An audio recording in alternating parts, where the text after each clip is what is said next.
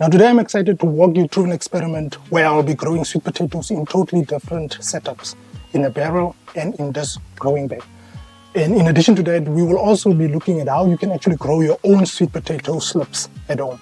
So all of that is coming up. Now sweet potatoes are definitely one of my favorite crops. It is nutritious. However, sweet potatoes can actually take a lot of space.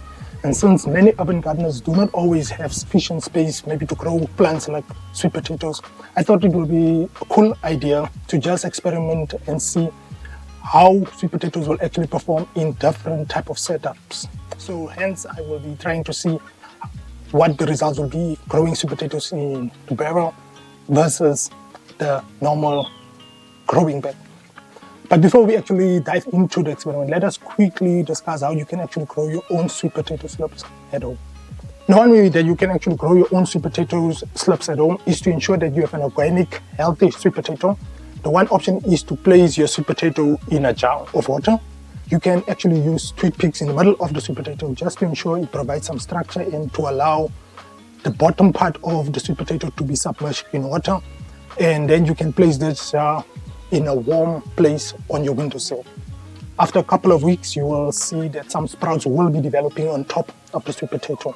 Once the sweet potato slips are approximately a couple of centimeters long, you can gently then twist off or cut off the slips and place those slips in a jar of water to develop beautiful roots before you can actually transplant those slips into your garden.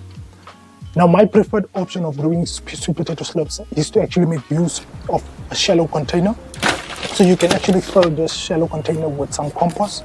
You can place the healthy organic sweet potato on top of the compost and then ensure that you fill up the container with more compost. You can make sure that you water this container and the sweet potato. Make sure that it is nicely moist but not waterlogged. You can then place this container on your windowsill, and after a couple of weeks, some sprouts will actually develop on top.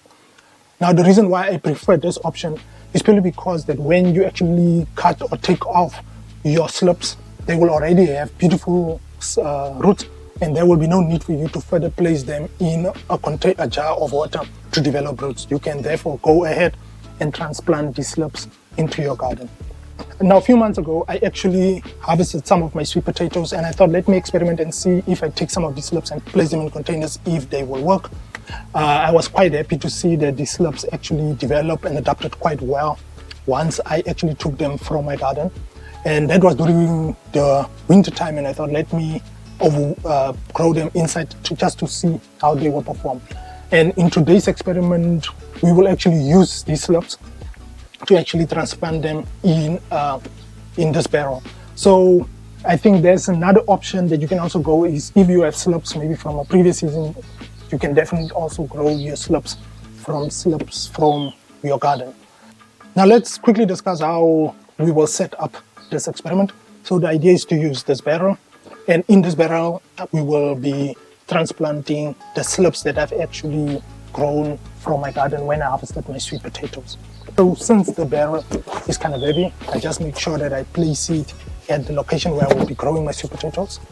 After that, we will fill the barrel with the compost. So let's go ahead and actually start the experiment by first filling up the barrel with some of the compost.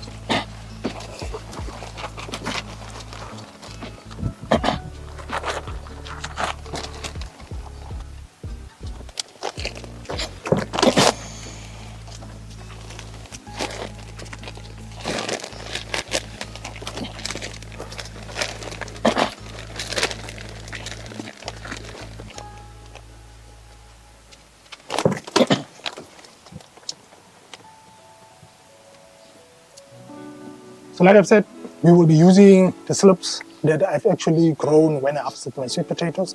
So we will transplant these slips then in this container, and then we will plant approximately 6 slips in the barrel. So let's go ahead and transplant some of the slips into the barrel.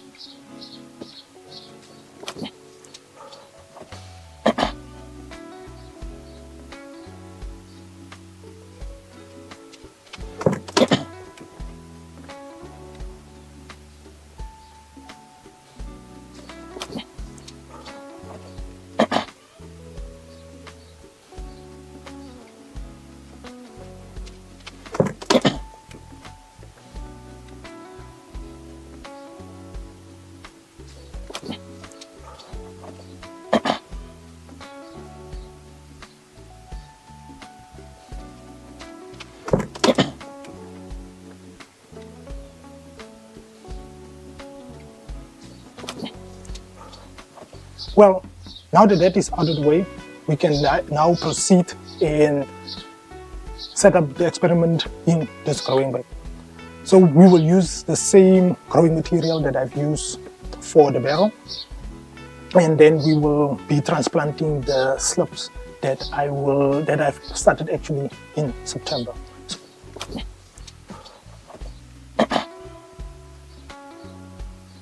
So let's go ahead and set up the slips for this growing bag.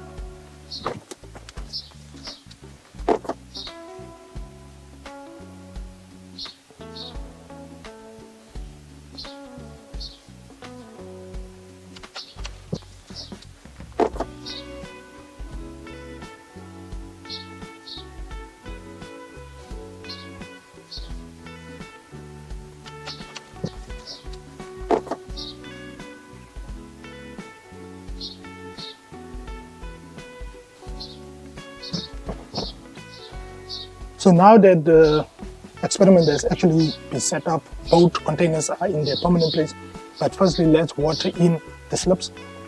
So it's just important that for maintenance, I will just ensure that I water this on a regular basis.